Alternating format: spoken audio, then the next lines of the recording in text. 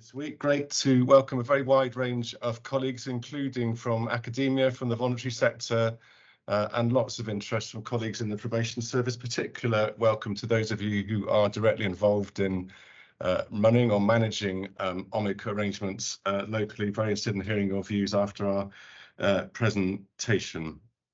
We also have representatives from several of the fieldwork areas that we visited during our research for this report. Next slide. Just to briefly take you through what you're going to be hearing today. Presentations will last up to an hour, and then you'll get a chance to ask questions for 20 to 30 minutes. So do think about any questions you've had and post them in the chat line as we go through. I'm going to start off by kicking off by saying a little bit about the background to this inspection, the background context to the OMiC arrangements, talk you through a little bit about the methodology that we used. I'll then be handing over to Tony Kirk, who was our lead inspector on this thematic report, and also to Sally Lester, who many of you remember was the head of our national MPS probation inspection team, but now does a lot of work for HMI prisons, including taking part in their core prisons inspections, and has a particular interest in OMiC arrangements within prisons that she's seeing on those core inspections.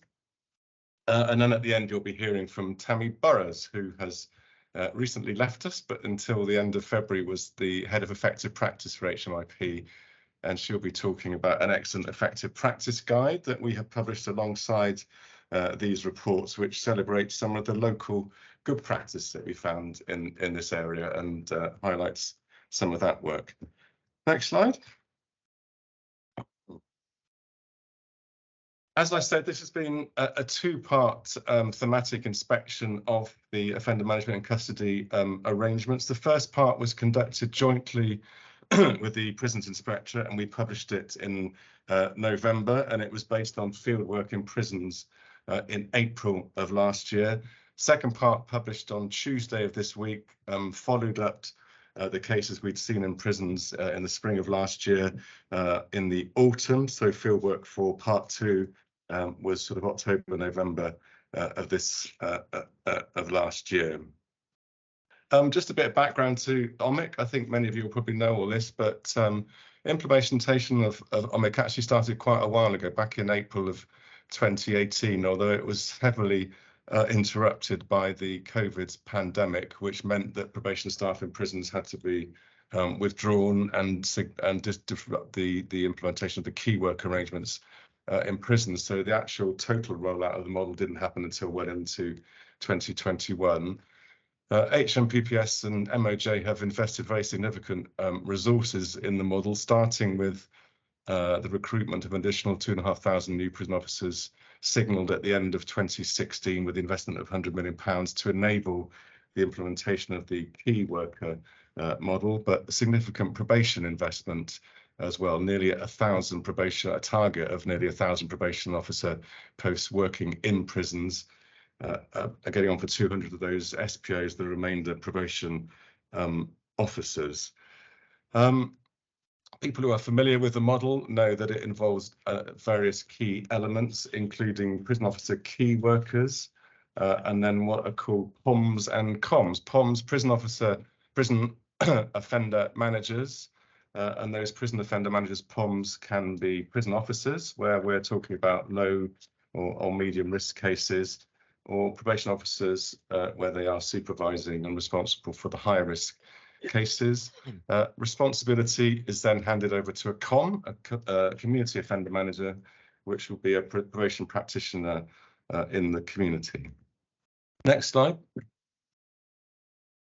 Just a little bit more background on context. The OMiC model doesn't cover all prisoners. It applies only to those who have 10 months or more to serve in custody at the point of sentence. So different arrangements apply for short sentence and remand prisoners, and OMiC fits within a wider range of investment in resettlement of people coming out of prison, and that includes a new investment in accommodation, temporary accommodation for people leaving prison, the so-called CAS 3 arrangements, which guarantee up to 84 nights of accommodation for people leaving prison, whether they're OMiC or not, and that's currently in place in 5 out of 12 regions across England and Wales.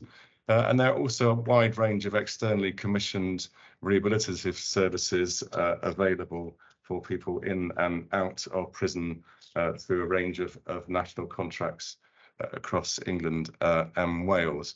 Critical point in OMiC is the handover from staff working in prisons to staff working in the community.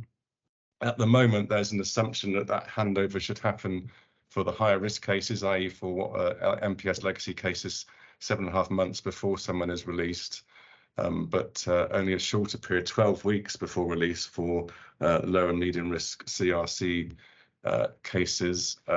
We found that distinction slightly confusing, and one of our recommendations is that there should be a unified release handover point, and it should be as far before release as possible. Next slide.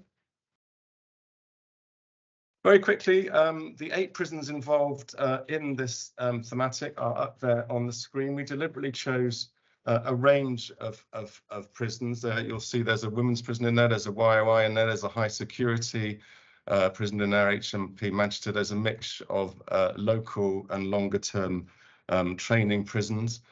90% of the prisoner cases we looked at were men, 10% were women, and about 25% were ethnic minority.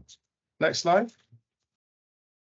Final slide for me, just to very quickly talk you through our overall majority. So in those 8 prisons I've just put up on the slide, we selected at random 100 cases, and we looked in detail at the case files. We interviewed all of the staff involved in them, the prison officer key workers, as well as the prison offender managers, as well as the community offender managers. So a very rich range of information on those cases and on the needs that those people had.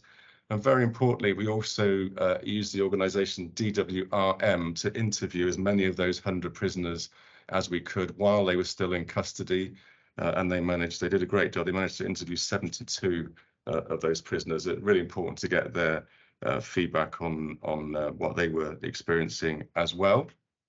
And then in the second part of the thematic, we followed those 100 prisoners out into the community. 4 of them weren't actually released by the time of fieldwork, so it became 96 cases, and they were released into, I think, pretty much every region of the country from those 8 prisons. We aim to follow them up to 9 months after release from prison. In practice, about 80% of them we were re-inspecting between 3 and 5 months after release. And again, we went back in detail over what progress people had been made in those areas, how many had been recalled, whether their needs had been met after release. We interviewed key staff involved, we interviewed prison governors, we interviewed local probation heads of service, and we interviewed the national leadership for OMiC as well. So really, as with all of our thematics, really rich range of evidence, drawing on detailed case files, but also a lot of focus groups and qualitative interviews as well. And you're about to hear what we found. So I'm now going to hand over to Tony Kirk is going to take you through our findings. Thank you, Justin. And next slide, please. I'll give an overview of our joint thematic inspection, starting with pre-release. HM Inspectorate of Probation and HM Inspectorate of Prisons worked together.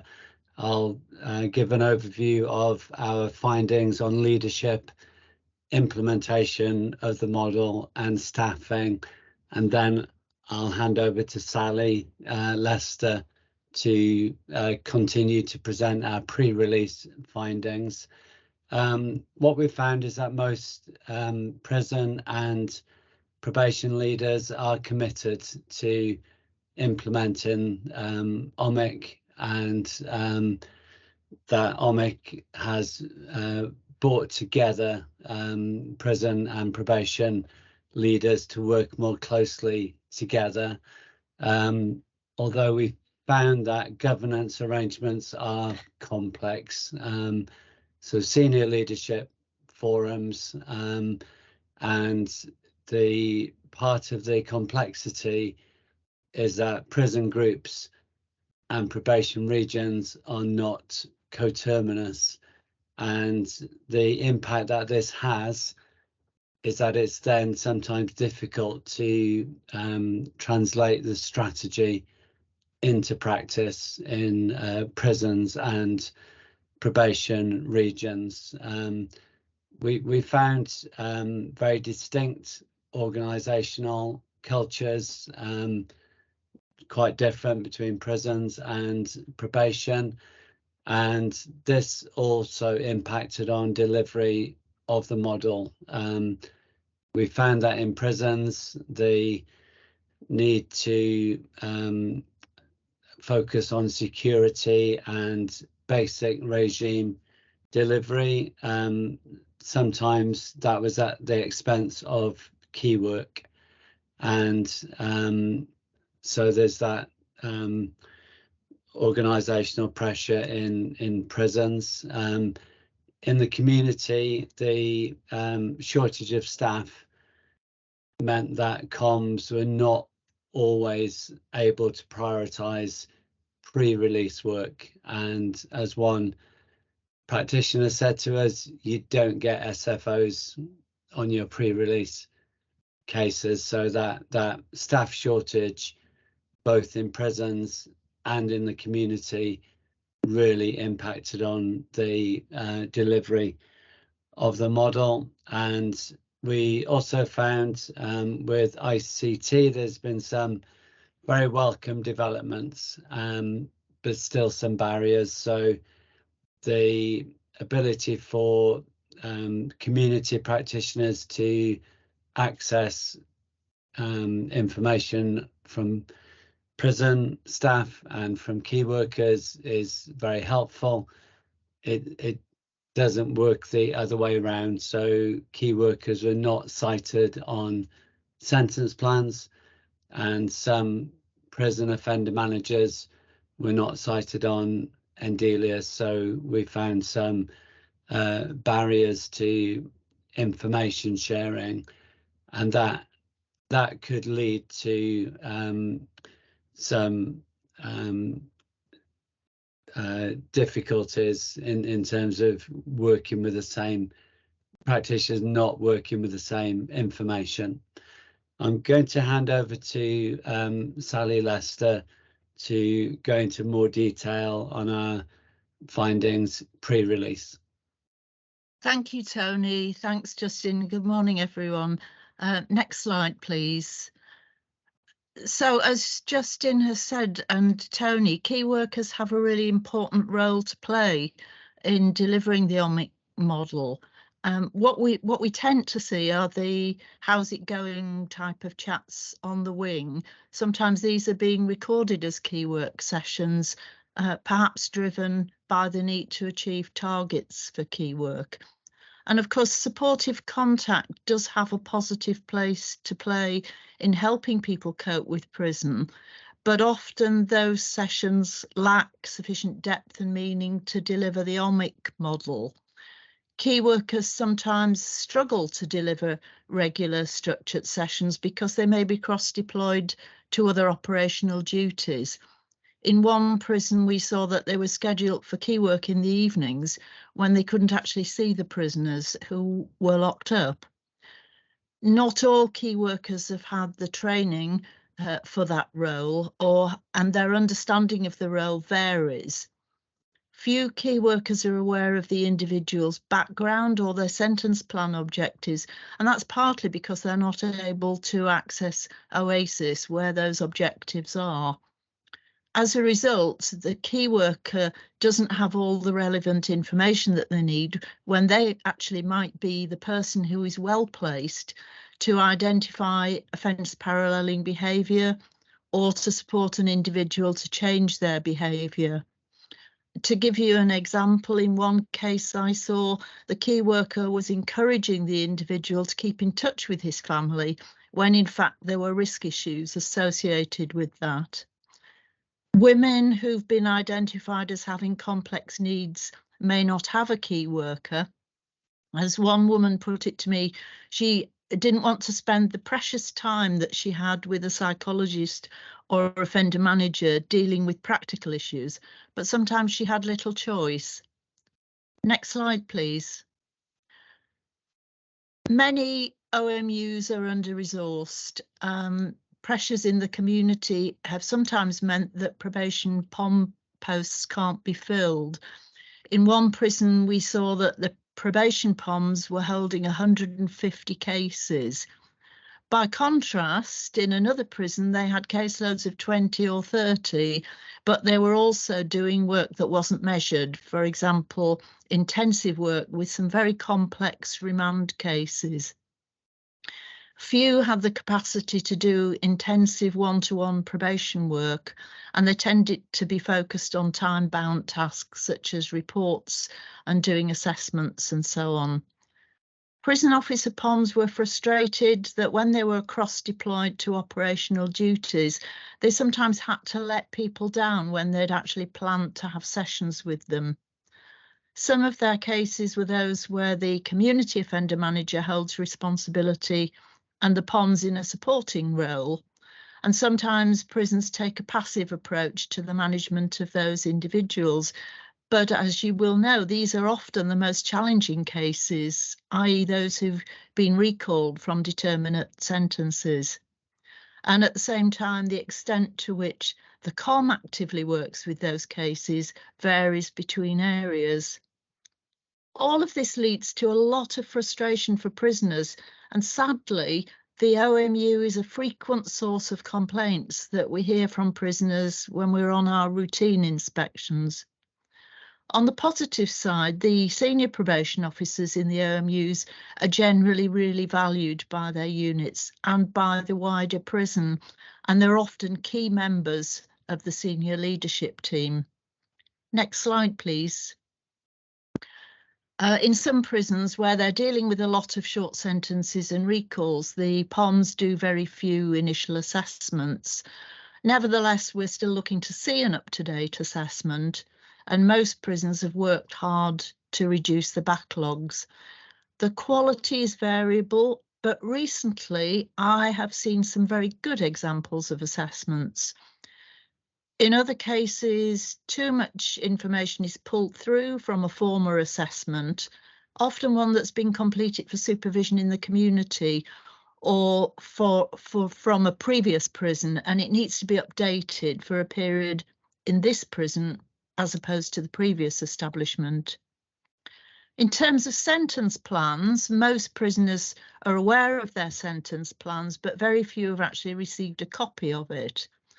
Often there's not enough information about the activities that are planned to help the individual to achieve their objectives, and there's rarely any sense that the plan is being used to actually drive the work with the individual.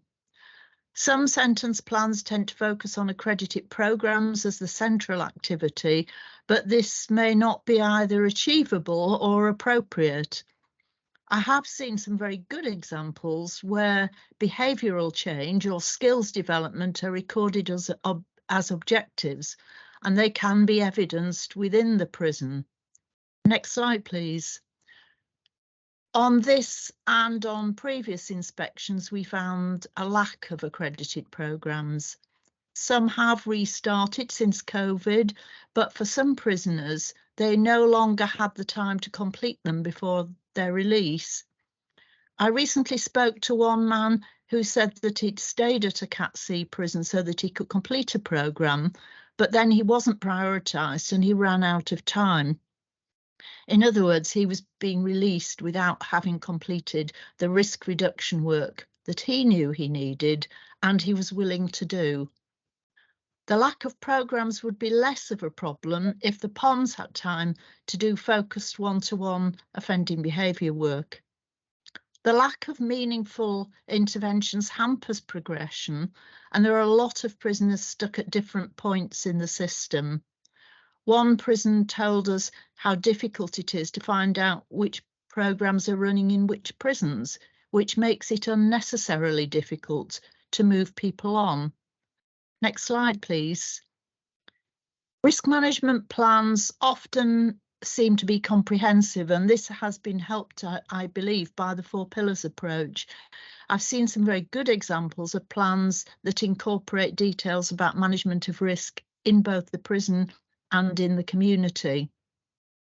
However, in too many cases, the plans have been completed early in the sentence and they've not been updated to apply to a different establishment or in preparation for release. Often it's difficult to identify the level of MAPA management or to find the basis for the decision. Too often it seems that level 1 is the default position. So in general, around public protection, all prisons should have an interdepartmental risk management meeting. The extent to which this meeting routinely discusses all high-risk prisoners who are due for release does vary, and of course it's a lot more demanding on resettlement prisons. Security departments should be an integral part of this meeting. They have a lot of relevant information, but that isn't always the case. And Tony's referred to technology issues. The limited connectivity between the digital prison system case records and Delius, the probation system, means that comms are not automatically aware of information from, for example, from phone monitoring, cell searches, drug tests, adjudications, etc. The POM has a key role to play in passing this information on, and the COM needs to be aware of the information that they could be asking for. The fact that prison officer POMs can't access Delius is not helpful. Next slide, please.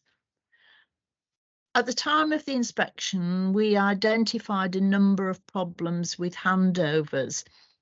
I have a sense more recently that the timeliness of handovers has actually improved during the last year. And I've seen some very good examples of work between POM and COM, communicating clearly about referral to approved premises, about licence conditions, and in some cases working together to challenge the reluctance of housing providers. Also, there seems to be more acceptance that three-way handover meetings are best practice. Most of the prisoners I've interviewed recently have no problem at all with this being done by video and were just pleased to have met their COM. Too often, however, there's a last-minute scrabble to find accommodation, particularly where the prison doesn't have resettlement services. Some Cat B prisons are holding and releasing a few high-risk Cat C prisoners. Some of these prisons haven't planned sufficiently for the release function, and still far too many people are being released homeless. Good use is made of approved premises in appropriate cases, but it's rarely clear that there's been any thought about move-on accommodation.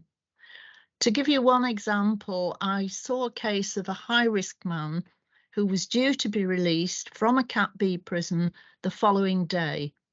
There was no allocated COM, there were no licence conditions, no accommodation, no risk management plan, and no up-to-date contact with the victim, who'd actually been trying to find out about his release. Fortunately, the man's family were able to step in and help at the last minute. Cases like these raise public protection concerns, but importantly, the impact they have on the prisoner is significant. In the lead up to release, many are very anxious about accommodation, licence conditions and so on. They need time to get their head round what their lives are going to be like after release. And I've seen several cases where the individual's behaviour and mental health has deteriorated markedly in the period before release. In one inspection, I saw a very vulnerable young woman who was due for release in a few days' time.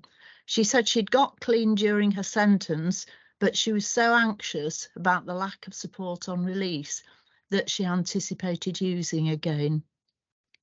But there are other examples where preparation is done well, with people being set up for appointments for benefits or job interviews and their medication being managed well in the run-up to release and through the gate. I think Tony will tell us more about that, so I'll hand back to him. Thank you. Next slide, please. We commissioned doing what really matters, DWRM, who are lived experience consultants, and they gathered views from 72 prisoners, and this we found was really insightful and really helped us in making our judgments. That they had three key themes. Firstly, prisoner voice. Prisoners felt that their voice was not reflected in sentence plans and in risk management plans and in post-release arrangements. So a real sense of prisoners wanting to be heard and not feeling that they were sufficiently heard. Most prisoners wanted to build a new identity and wanted support to do that, and interestingly did not want to be rehabilitated. So they wanted to establish a pro-social identity and to move on from their previous life. Also, prisoners felt that the model was rigid and not personalized to reflect their diverse needs. Next slide. And some data from the DWRM findings, but prisoners had not, 35% had not seen their key worker in the last 6 months, and this in part was to do with the facilities on wings and being able to have a private space for one-to-one conversations. 2/3 had seen their POM 1 or 2 times in the last 6 months, but there was a sense of frustration and a sense of difficulty in understanding the different roles within the OMiC model. So between the POM, the COM, key worker, pre-release teams, and prisoners not knowing who to turn to for support pre-release. Most prisoners felt they'd not been encouraged to make the most effective use of their time in prison, which is a key ambition of the OMiC model. And prisoners talked about keeping their heads down and seeing out their time rather than making the most use of their time in prison. And as I said earlier, 2/3 felt that the POM didn't focus sufficiently on the prisoner's individual circumstances and needs. Next slide, please. We've made 17 recommendations as a result of our findings pre-release, and in summary, we've recommended a fundamental review of the OMiC model, and primarily that's to ensure flexibility in how it is deployed in different types of prisons. The OMiC model has flexibility in terms of open prisons and the women's estate, and we would like to see that extended to local resettlement and training prisons, so a more flexible model to better meet those needs and also to reflect local and regional circumstances. We've also recommended a review of the probation POM role.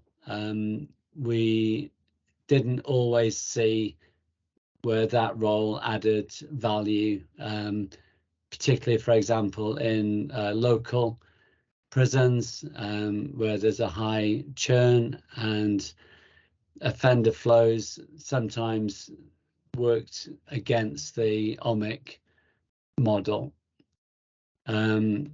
We've also recommended a greater alignment of prison and probation ICT systems, and that's to reduce the potential for risky practice when all of those involved in working with the prisoner are not sharing the same information. We've recommended protected time and space for prison officers to undertake the key work role, and we've recommended to ensure that comms are able to understand their role in relation to prison-based pre-release work. We found that roles and responsibilities were not well understood, and in fact there were some tensions between different teams in prisons, and the recommendation is to seek to address that, and again leaving prisoners not sure who best to turn to for support. Next slide, please. I'm going to move on seamlessly to our post-release report. As Justin said, this was published on Tuesday, and in our post-release inspection we followed those 100 cases out into the community to look at initial and intermediate outcomes. We had 4 that were not released for various reasons, including detention by the Home Office. So we followed 96 prisoners into the community, and the findings I'll share with you now. We found that governance is primarily focused on pre-release work. So the senior leadership forums were not focused on resettlement outcomes. So the model was kind of more pre-release focused in that sense. Again, we found probation leaders committed to making OMiC work, and we found various ways of trying to do this, including one probation region considering refocusing the probation POM role on pre-release work, and that's because of the shortage of comms. So rather than that work not being done, to refocus that role. So probation leaders looking for ways to improve the delivery of the model. We found that individuals with a disability and from Black Asian and minority ethnic groups are overrepresented in the OMiC cohort, or in the longer term prisoner cohort, and we've found that this is recognised and attributed to sentencing and wider criminal justice practice, but we didn't find that there were particular plans to address this disproportionality. The significant staff shortage and difficulties in staff retention in probation, and this impacted on the capacity for comms to provide structured offence focused work, and the shortage of probation service officers and case administrators impacted on being able to complete resettlement tasks, such as making housing referrals or timely housing referrals. And as one practitioner said to us, probation are pouring water into a bucket full of holes. So real challenges with staff retention. We also found very lengthy referral processes. So, for example, 16-page processes for referral to CAS 3 or to approved premises, and this detracted from practitioner engagement with people on probation. So spending hours on making referrals, which may not lead to an outcome, and that reducing capacity to engage with the individual person on probation. Next slide, please. In relation to services, we found that there was a mismatch between the services needed and those provided. For example, accommodation services were oversubscribed and personal well-being undersubscribed. And we also found providers and practitioners had different views of complexity and of the outcomes that could be achieved by a referral to that service.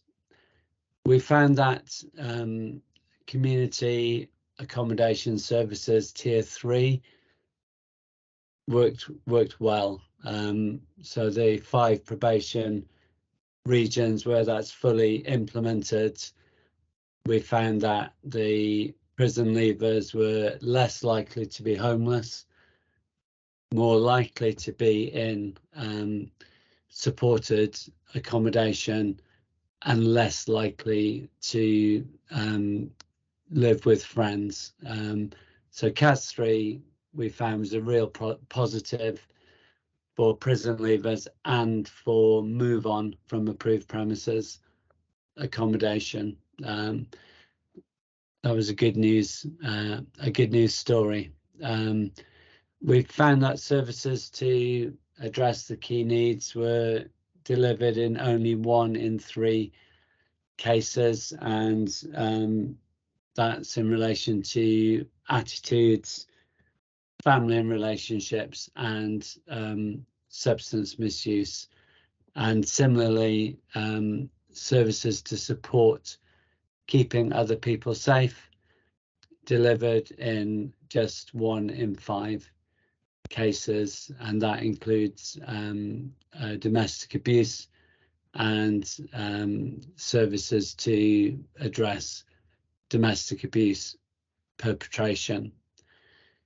One of the difficulties with service delivery is providers not having access to probation records, and this means that changes in risk or in safeguarding may not be known by the provider when they are working with that person on probation.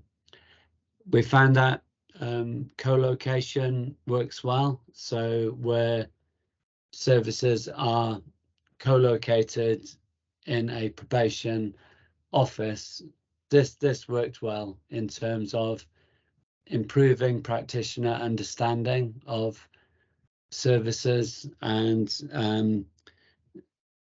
meaning that the referrals were better targeted, and we also had examples of three-way meetings between the provider, practitioner and person on probation, and that worked particularly well in terms of what the person on probation would then expect to receive from that service. We also found approved premises provide good support. So we had examples of work with people who had left prison without ID, without access to benefits, approved premises staff being very persistent in helping that individual to establish ID and gain access to benefits, so really supporting their resettlement. Next slide, please. I'll move on to our findings from DWRM, and these are in the report that was published on Tuesday. They found that induction was experienced as one way, so not a sense of a contract between the prison leaver and the person on probation, so not that sense of equal relationship. And as we found on the pre-release, not enough time to develop a good working relationship between the person on probation and the con. You can move to the next slide, please. The post-release findings then, in terms of outcomes, we did find some good engagement. In terms of supporting desistance, key improvements made in only 1 in 4 cases, and only half of cases to ensure other people's safety. We found a 30% recall rate, and primarily due to non-compliance. So the recall was not related to reoffending. It was mainly to do with homelessness and substance misuse relapse, and sadly quite predictable in those circumstances.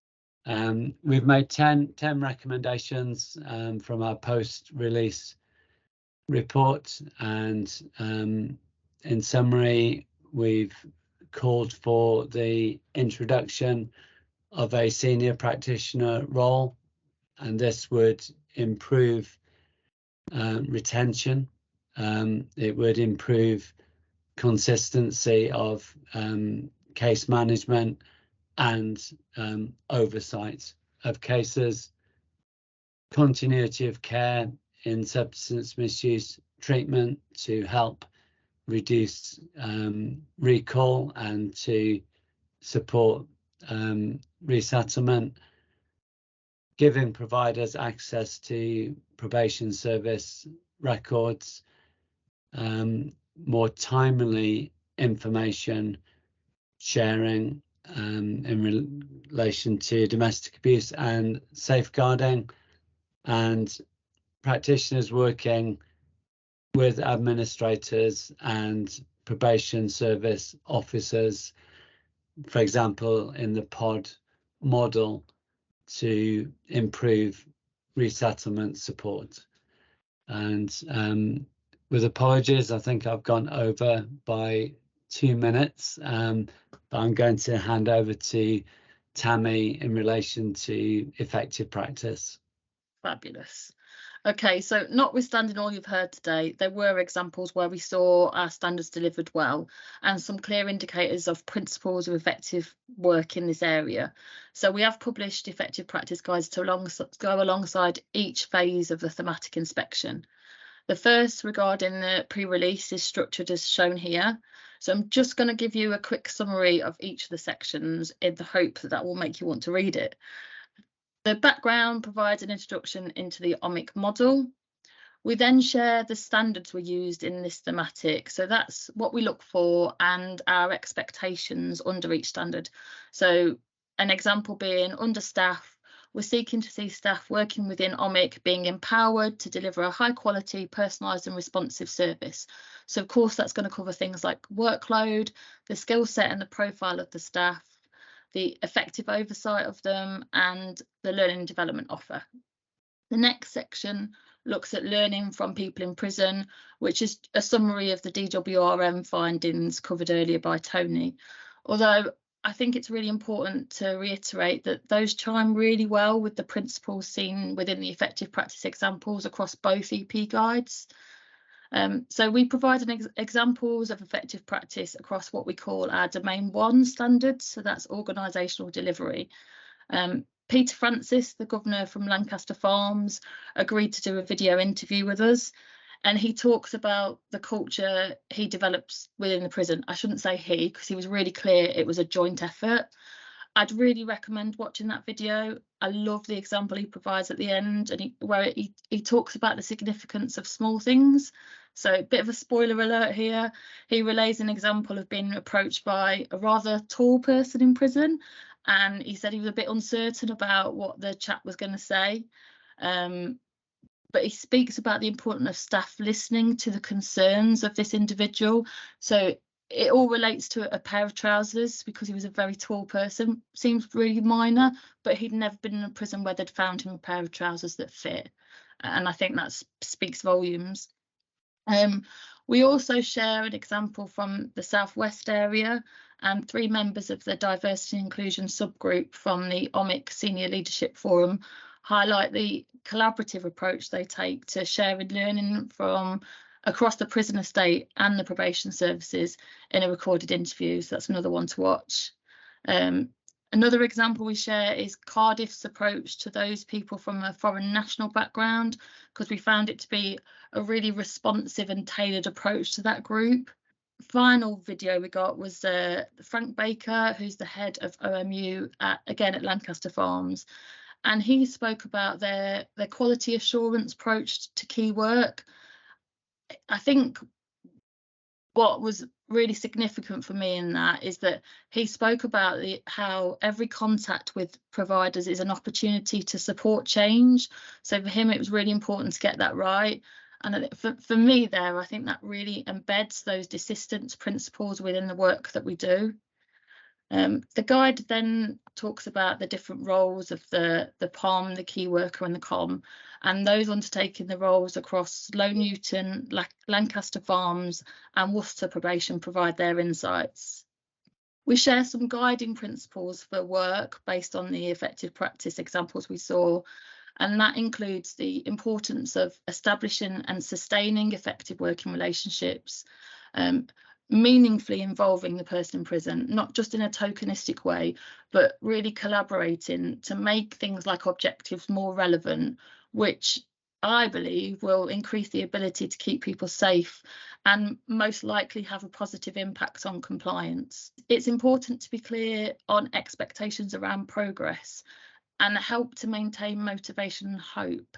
So for me, that's about being really open about the level of controls that are needed, but also what behaviour would result in a decrease in those controls and an increase. People just need to know where they stand. There was something about continuity, and there we're not just talking about relationships, but also the work being done, the interventions, treatment, and the level of support someone is receiving. I think being mindful of something that might be quite small for us as practitioners, but it could be huge for people in prison, particularly because it's likely they're going to have a lot of time to ruminate. The guide then looks at effective engagement, which we view through the lens of procedural justice. So that's about giving people a voice, showing neutrality and respect within the work you do, and also demonstrating really trustworthy motives. HMPPS kindly allowed us to share their one-page guides on procedural justice in probation, in prisons, and how it links to the 5-minute interventions and trauma-informed practice.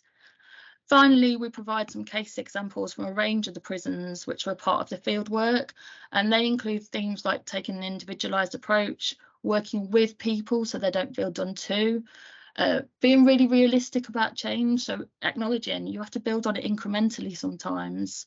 There was also a great example of building a positive relationship whereby we saw just great practice. There's a chap who we referred to as Billy, convicted of a sexual conviction, and he got really high levels of anxiety. So the POM adapted their communication style. It was really successful. So they shared their approach with others, including the COM. He completed the relevant accredited programme, and the POM conducted post-programme work to reinforce and embed that learning, and shared that with a key worker who did the same. I think that speaks to something Sally said earlier. The Effective Practice Guide published alongside the release phase this week looks more generally at just working with people who are subject to custodial sentences. So in the background section, we look at where we've drawn the evidence from, and then we share an exercise just to help people understand why resettlement is so important. For me, there's a really powerful quote from someone DWRM spoke to, and it states, "It's hard for people, such as my friends and family, to understand because they expect me to be the same person I was before prison. I look the same, I speak the same, but I'm not the same person." And I think we need to be realistic about that. And given the challenges that people face, it's vital we reflect on how we can support people going through these experiences. So we highlight some really useful principles of effective resettlement to help, and they're drawn from Matt Cracknell's Academic Insights paper. You can access that through the Effective Practice Report or the research pages on our website, which I'd recommend you have a look at. So the principles Matt identifies include the early identification of needs and through the gate support, co-produce plans which are not solely focused on risk, but also look at desistance, which will obviously help risk in the long term, an emphasis on continuity and those relational aspects of supervision, bond and bridges to social capital, so acknowledging the challenges of kind of like wearing that new identity that they're working towards, so helping them kind of stick more to the new way, an awareness of intersectionality, the importance of restorative and strength-based approaches. We then explore learning from people in prison and on licence, and that section includes just some visuals of the learning from DWRM's research as shared by Tony. So that's a visual of the considerations of the initial contract, which also reinforces the importance of attaching a meaning to licences and conditions that we give people, giving really clear expectations of their purpose and how they'll be implemented to help understanding, and a visual of the different aspects of a relationship to consider.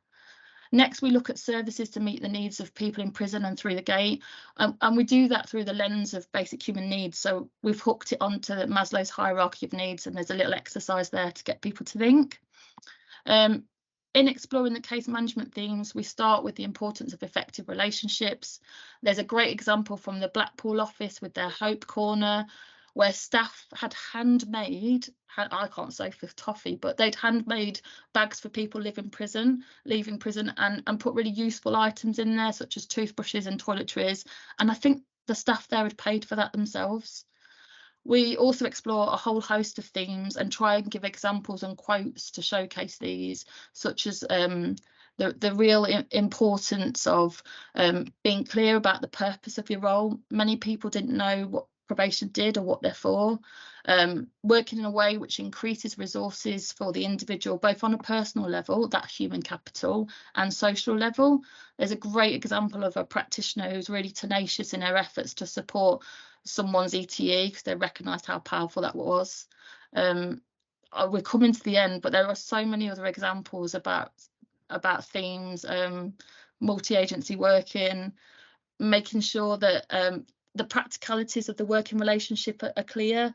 So little things like being accessible via telephones and emails, but being careful about that. I once had someone call me when I knew they should have been locked up in their cell. So a reminder, my role was about security as well. So whilst I spoke to him, I also spoke to security, but told him that. So being consistent in the relationship.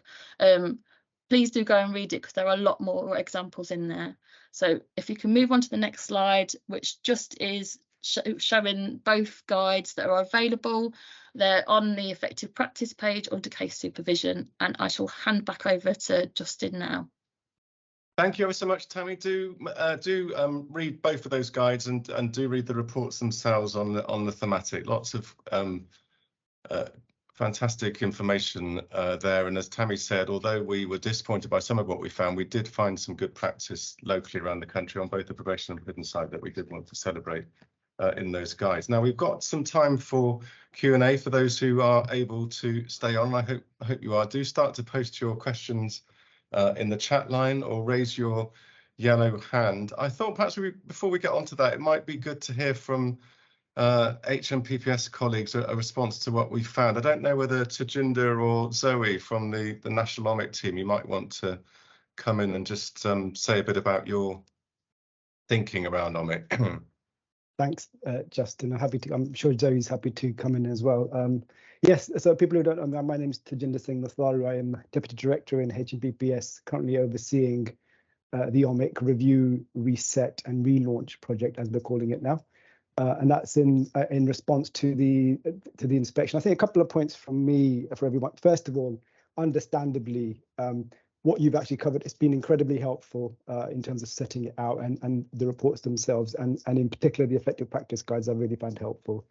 But what we're covering here is much bigger than just OMiC, understandably, because it's a system view of prisoners and being managed out into the community.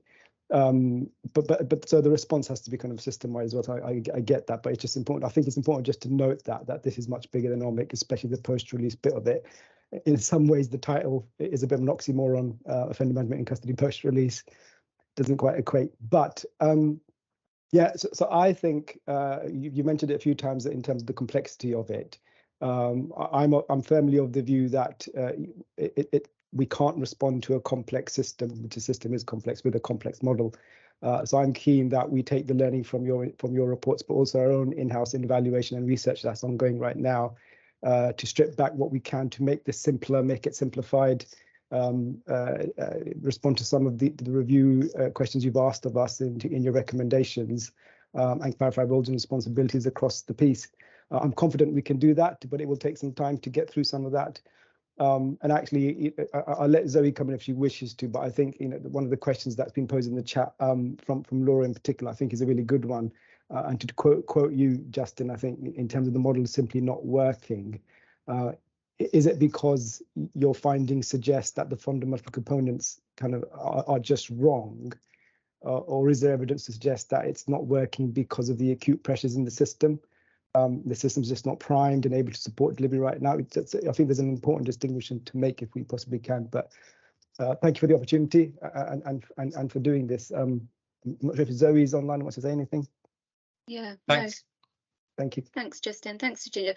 I think you covered exactly what I was going to say, Tajinder, with regards to that. And I think the question posed by Laura is a really important one for us as the national team, as we're sort of working through responding to the action plan, including the research programme, which will complement the findings of the two reports. So I'd be really interested in in hearing a response to that, because it would be helpful for us. I mean, I think, you know, I come from a slightly different, so Tajinder joined us at the point in which the thematic had sort of nearly concluded. I've been sort of head deep in it for the past 3 to 4 years. And I think, you know, from my perspective, you know, we acknowledge that, you know, the model itself, the OMiC model, the custody element of it, I don't want to comment on the post-release because I have no responsibility for that. You know, there are elements of it which are not right, and it's got to be about continuous improvement, right, from a government perspective. And you know, reports like this alongside research, independent research, will enable us to develop it to make it right. Because I think what this is reflected for me is we have to go back to the core principles of offender management, effective sentence management throughout a person's journey, and the support that they require to do that and make that journey and be as successful as possible. And we in the national team, along with the whole of HMPPS, obviously strive. That's a massive aim for us to do that. Of course, it's been, you know, not helped and hindered along the way over the past few years with regards to the impact of COVID and other issues such as resourcing pressures, etc. But we take that, don't we, as an agency, and that's the position we're currently in. But I am absolutely confident, taking the findings of this report and the research and the focus that we've got at HMPPS to make improvements and make it better, that I'm hoping, Justin, when your team come back in however many years' time, that we'll see the improvements needed and some of those areas highlighted in the report. So I think that's, you know, I think for me it's about forward looking and taking the evidence and using that to make the improvements that we need to make. Thanks very much, Zoe. I'll move on to the questions in a minute. Just wants to give a chance to anyone from any of the fieldwork areas to offer any reflections on what we've found. Helen. Hiya. Hi, Helen. Just off mute. Yeah, I mean, the prison that was looked at in the northeast was HMP Low Newton, and by nature of being a women's estate, there was some things that were done differently anyway, and you know, the POM and the key worker role is slightly different due to the complexity of the cases.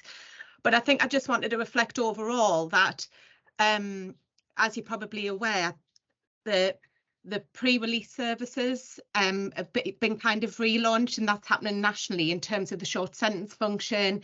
And I've put in the chat what it's provided for the Northeast is really an opportunity to kind of relaunch that pre-release service and what the interface with OMiC is like. So within my briefings that I've been doing to launch all the short sentence work and the pre-release work, we've been able to define or start to really kind of embed people's understanding of what the definitions of the roles are between the POM, the COM and the pre-release team. So that's been really helpful, and it's been a really good opportunity because I'm responsible for the OMiC stuff as well as the pre-release. So I just wanted to kind of reflect that, and I know that, you know, I've got colleagues on the call from other areas that are at different stages of that, but using that opportunity is really helpful. And I anticipate that almost by osmosis, that some of the things we've introduced with the short sentence function in terms of the things that were mentioned, like you know, those meetings where the providers are involved with the prisoner and the COM and, you know, the pre-release services, I would like to think, and I'm always very optimistic, that because that'll be happening with the short sentence function, that kind of will start to embed in terms of the OMiC cases or the other cases that don't fall into the short sentence function, because it's almost like, you know, you see the benefits of that with one type of case, so then you try to implement that with others. So I am optimistic about that. Also, in terms of continuity of care, so I read about, you know, the process of the DART services and how that kind of links into the community, and, you know, maybe trying to improve on that. Again, as part of the pre-release relaunch, certainly in the North East, that's something that we've looked at. So the pre-release services are supporting the DART in terms of that continuity of care and making sure that information sharing's back and forth. And we're using our pre-release services to kind of prop up that delivery. So although it does impact on the OMiC cases, and that obviously involves the OMiC cases, the pre-release services are making sure that information sharing happens and things are in place for all of the releases, not just the short sentence function. So, I mean, I know I've said a lot then. It is really complicated and a lot goes on in this resettlement world, but I just think I think the recommendations have been really, really invaluable in terms of looking at other things that are happening in the resettlement space and how that interface can really fit together. So I just kind of want to reflect that. Really. Thanks very much, Helen. That's very good to hear. And I know the team, I think, felt that the model was working a bit better in the women's estate actually, and perhaps because of the greater flexibility. And there were certainly lessons to be learned from that, I think, for the male estate and some of the other prisons that we looked at.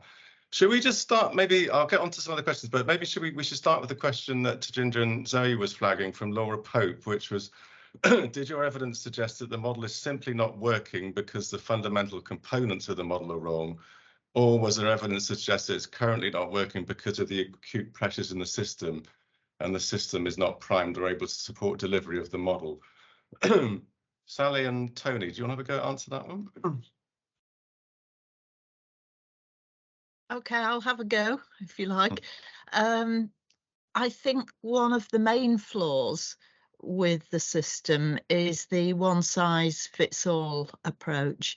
And prisons are so different and have such different needs that I think that is an issue. In theory, personally, I think the model should work in that if you have enough well-qualified, experienced probation officers in prisons, they ought to be able to do effective one-to-one work with people through their prison, through their sentence. The fact that they are in many places so stretched and that doesn't happen means that people get stuck. They come to parole. The parole board says you haven't done the work that was needed, and they haven't had access to accredited programs or one-to-one work. One-to-one work could be effective if there were enough people to do that. So I think, in summary, I think it's a bit of both. There are flaws in the model which needs to be more flexible, but it also needs to do the work that's needed. Thanks, Tony. Did you want to offer? Yes, I was going to say that exactly the same, that it needs that flexibility, so it doesn't work equally well in different types of establishment, and local prisons, for example, where there's a high turnover of prisoners. So I think it is the model itself, as well as the shortage of staff. So I think the model doesn't respond well to those different types of establishments and the needs of those establishments, and also the different kind of staffing resource situations in some probation regions and prisons. So it really is that lack of flexibility within the model, which means that it doesn't work in some cases. Thanks, Tony. I mean, I think I welcome, Tajinder, you talking about can we simplify what's going on? I mean, I think some of the feedback from prisoners that were interviewed was they just honestly didn't understand who was doing what, and I think some of the staff felt that as well. If you think in prison, you've got a POM, you've got a key worker, you've got someone from the Legacy Through the Gate resettlement team, and then you've got a COM from outside trying to start to contact you 3 to 7 months out.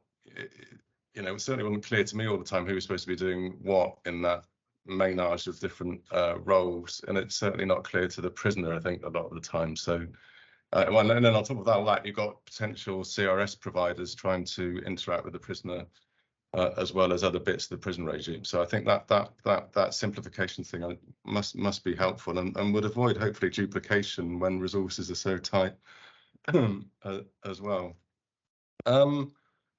Let's just see. I think we had some hands raised. Let's see who else. Has anyone else wanted to come in with a raised hand? Carol Scuffins. Always willing to put an alternative view across, and probably shouldn't, but I fear it's actually going to get more complicated. And I think some of that might be around the fact that we don't have much co-location. We really do. It's really important to bring the pre-release teams and the OMiC teams into more closer working environments.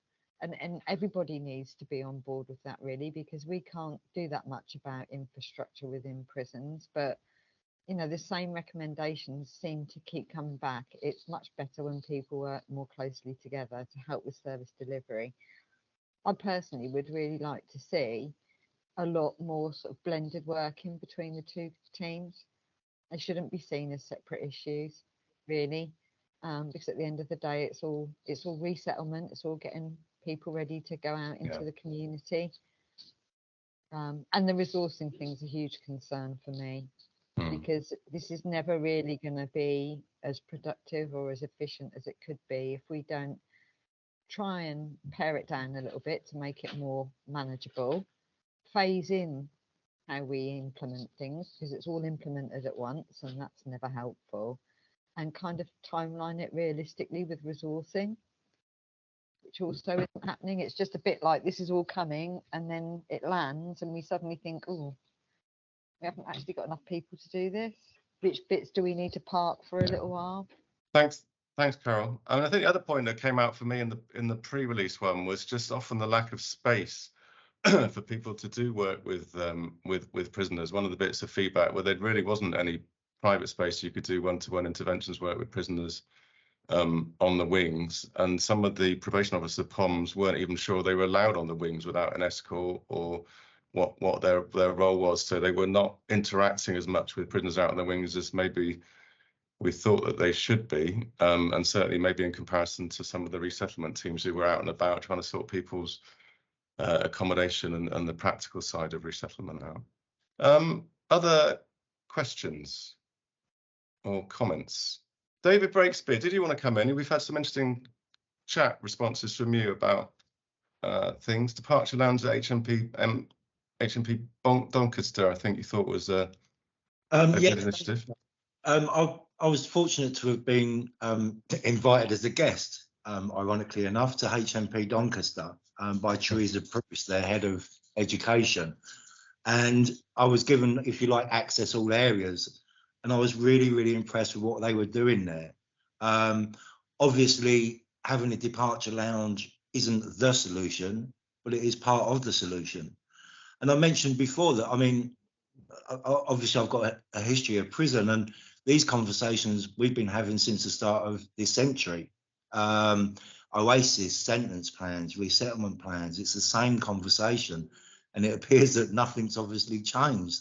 I understand that we have staffing issues, but that's what we hear. What we want, I suppose, hear is what's happening to resolve the issue of staff. Perhaps it is time to find a different way of working with the staff that we have to make life that little bit easier for people in prison. And I think a lot of expected as well of people in prison to know what it is, to know the right questions to ask. It's all well and good having everyone to speak to, but if you don't know the right questions to be asking these people, then it's pointless. And I think induction has its part to play there. I think induction plays a very important role in someone's journey from prison. First impressions count. But I think as well, not enough consideration is given to the low levels of not just literacy, but education of people that are entering prison, especially those on short-term sentences. And I think a lot more consideration in respect of, I suppose, easy read documents, more availability through digital technology and way out TV, things like that. You don't have to read if someone's telling you something, if that makes sense. But yeah, that's. I mean, I honestly believe that OMiC could be successful, but you need that continuity of through the gate, and everyone has to be singing from the same hymn sheet. Yeah. There has to, the prison system, the criminal justice system has to be a system of many departments. It should be one for all and all for one. At the end of the day, we all want the same thing. We want to reduce reoffending, see less people in prison, see fewer victims, and have safer communities. So we should all be singing from the same hymn sheet. Thanks, Justin. Thanks, David. I'm sure we'd all agree with that. Really interesting point you make about levels of literacy and education and understanding. One of the striking findings that came out from our interviews with prisoners and people who've been released was the lack of understanding sometimes of what was involved in their license conditions, and those not being explained properly and then being quite technical. And whether I do think there might be potential to improve the way that the timing of that communication, because quite often delays mean that someone doesn't get to know their license conditions till quite late in their custodial period, and they're not meeting their COM till later on. But also, you know, when someone's got quite a few license conditions or they're quite technical, properly making sure that people understand those before they're released can lower levels of anxiety, and I think help with compliance and reduce recall. And I think there's, you know, potentially important lessons from youth offending services who've been investing very heavily in speech and language therapies to test exactly this point, that children on YOS caseloads are understanding what's being required of them. Are there any other thoughts before we wrap up? I don't know, Paul Griffiths, you had a comment earlier on, didn't you? Was there anything you wanted to raise? I can see you on the screen. Thank you, Justin. Just to really reiterate what David was saying, I thought he was very eloquent in his concerns. I'm an ex-offender myself. I sit on the advisory panel to HMP Grendon, and I'm also an independent forensic psychologist, having worked in the probation in approved premises. And it's always about this joining up of services. If the employees don't know what each of us do as professionals within the establishments, then how do we expect the offenders that we're working with? The amount of communication that is required within the system is chaotic. It's too much. We miss the opportunity of actually working face to face with the clients. And if we haven't got the facilities in order to do that in a safe space within the facilities, we're losing out. The very notion that staff are having tick box conversations with offenders in institutions is a great concern. I'm not discounting the importance of having conversations, whether they're official or not, but when we are actually representing individuals in parole boards, we want to know that the contact is actually accurate and has some purpose. I just want to say thank you very much indeed for the Inspectorate's report. It's very thorough, and I just hope that the recommendations are actually noted in the powers that be and are fully implemented. Thank you very much indeed. Thank you very much, Paul. I think we'll probably wrap it up there. Do raise your hand if you've got an urgent question we haven't answered, but I did want to have a chance to thank our speakers today, Tony and Sally and Tammy, who have done such a great job on these reports and leading this research. Our thanks to DWRM, who did the prisoner interviews as well, and to all of our inspectors who helped with the case file analysis. Thanks to HMPPS colleagues for attending today and responding to our reports. Thanks to Ginger and Zoe for their contributions. I hope you've all found that useful. Do go away and read the reports themselves. The links are in the chat line and in the slides. We hope you found them useful. Enjoy the rest of your day. Thanks.